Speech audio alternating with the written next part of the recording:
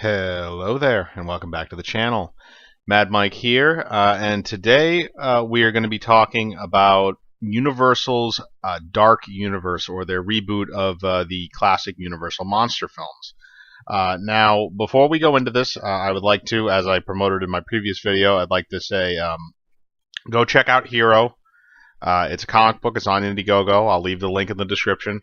It's generally for kids, so again, if you have a younger person in your life, a child or a grandchild or a niece or a nephew or something like that, or even your friends' kids, pick them up a copy. You know, it's worth the money you're going to pay for it. So now that we're past that, recently it's been announced that Universal will be going forward with their reboot of The Invisible Man. And right now they are looking at Armie Hammer or Alexander Skarsgård to play the title role. Now, here's the thing with the Universal Dark Universe, is that Universal wants to try and do their own Marvel or DC thing. They want a shared universe so they can have all these interconnected movies. And originally, the movie Dracula Untold was supposed to be the first one, but that did not do so well, so they kind of scrapped that idea. They really weren't 100% through with it. But then they went full on with the Tom Cruise Mummy remake and really pushed the Dark Universe thing. They had a moniker for it at the beginning of the film, and they also introduced Dr. Jekyll and Mr. Hyde, or with Russell Crowe in that film.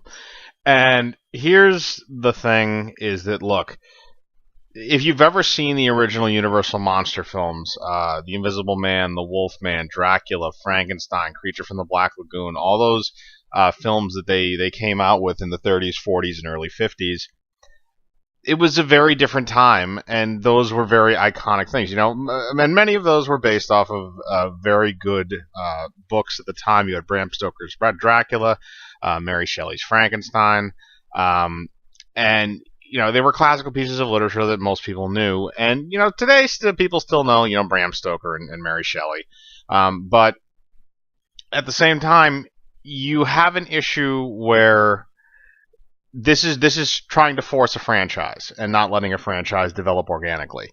And when you look at what Marvel did with their series, they made Iron Man. They weren't planning on making a shared universe at the time, but they were experimenting with the idea, and they tossed in the scene of Nick Fury in the post-credit scene of Iron Man, and they wanted to see how people were going to react to it. And if the movie did well, then maybe they'd move forward.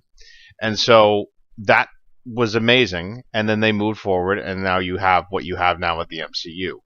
Whereas you have situations with Warner Brothers, where Warner Brothers said, okay, we're going to make a Superman film, and it did relatively well. I think it did a little over $600 million at the box office with Man of Steel.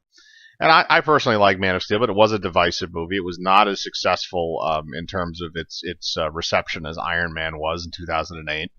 And ultimately, they did not make quality films after that until they were at the point where they were with Justice League, where their big team-up movie that was supposed to make, you know, Avengers numbers, $1.5 billion, wound up flopping, and the movie sucked.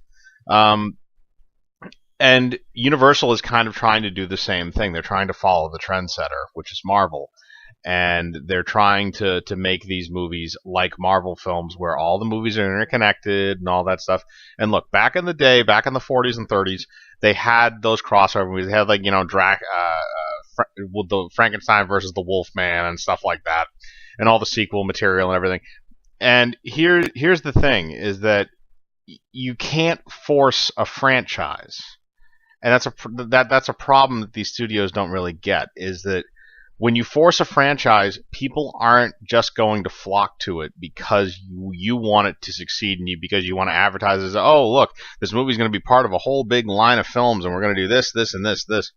You have to create a successful film first, and then build on that. If you don't do that, then you're not going to have a successful franchise, and you can't make the shared universe. And again, Universal is kind of jumping the gun. They're doing what really is, you know, you're putting the horse before the carriage, and that's a big problem with what they're doing, because they're investing a lot of time in this, and they're not getting a lot back, especially because Dracula Untold, which again, it's not really part of this thing, but they were trying to make it part of it. And more specifically, Tom Cruise's The Mummy, both did very bad. Well, I shouldn't say. I don't know Dracula Untold how bad particularly that did in relation to its budget, but I know that Tom Cruise's The Mummy bombed, and it's not surprising. And when you look at the structure of the movies, again, they're trying to copy this kind of action, this actiony kind of superhero or supernatural type of vibe to it.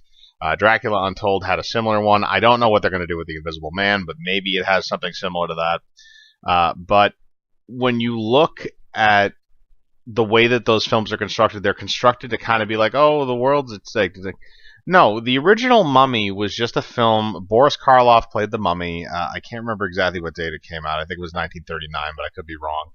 Where you have this mummy who gets dug up from an Egyptian tomb, and it comes back to life after an Egyptian curse, and it proceeds to go around and start killing people.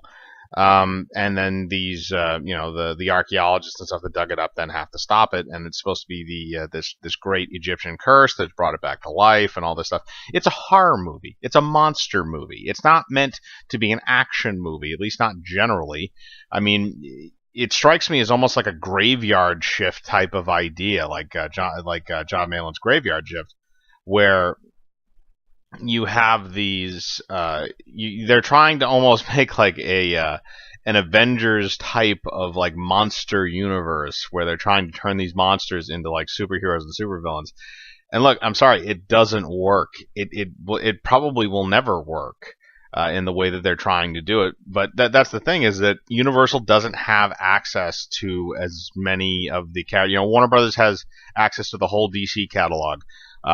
Disney now has access to pretty much every single Marvel character except for technically the Hulk, because he's owned by Universal, but due to a marketing deal, they can use him in team-up films, and Spider-Man, because he's still technically owned by Sony along with his associated characters. But aside from those two and their associated rogues, galleries, and characters, they have everything.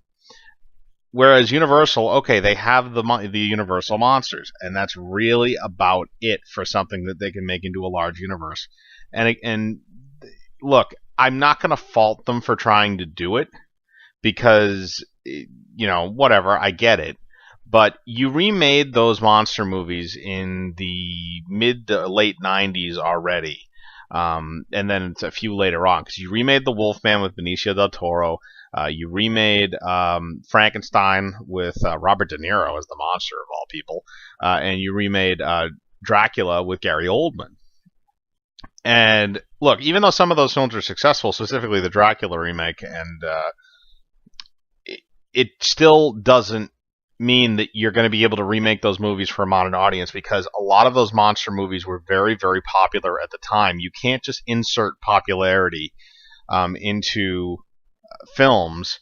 Well, I shouldn't say that. You can't insert films and expect them to be popular just because the originals were popular, because they were made 80 years ago. Many of them were made 80 or more years ago. And look, I love the old Universal monster movies. I have them all on Blu-ray. I have The Invisible Man. I have The Wolfman. I have Frankenstein, Dracula, Creature from the Black Lagoon. I think the only one I'm actually missing is The Mummy. But all that Universal is trying to do is they're trying to force this franchise, and it is going to fail. And The Invisible Man is probably going to fail because all the previous films and the previous attempts have failed miserably in many cases.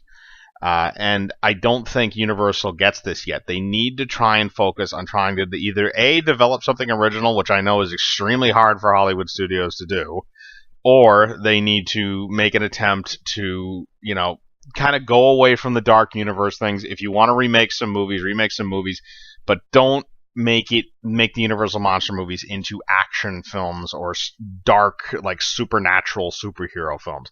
Don't do that. Just leave it alone.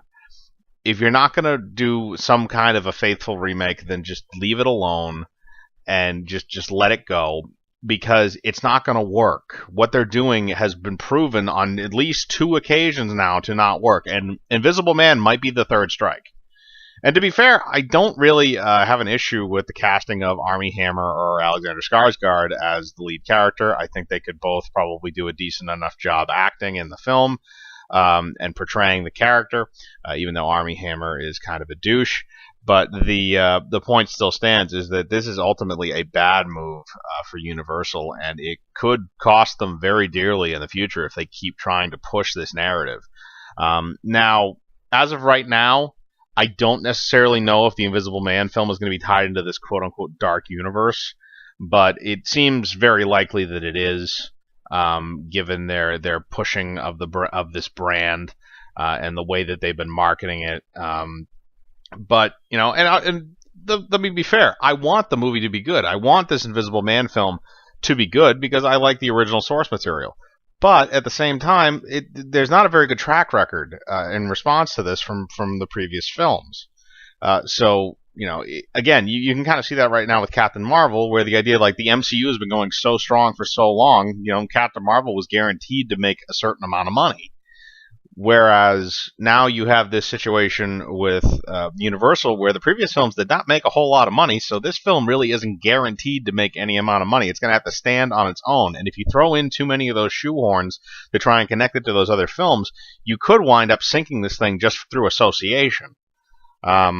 But really, people are going to have to make the decision on it. Obviously, this film has not even started filming yet. It is only in the casting stage, so I can't judge it on a film basis at all at this point. But I want to know what you think about it. Do you think that the Universal Dark Universe can work? Do you think they can salvage it from Tom Cruise's The Mummy, or do you think it's dead in the water at this point and they should give it up? But put your opinions in the comments. Leave a like on the video. Hit the bell for notifications, subscribe, and remember, I live my life free of compromise. Do you?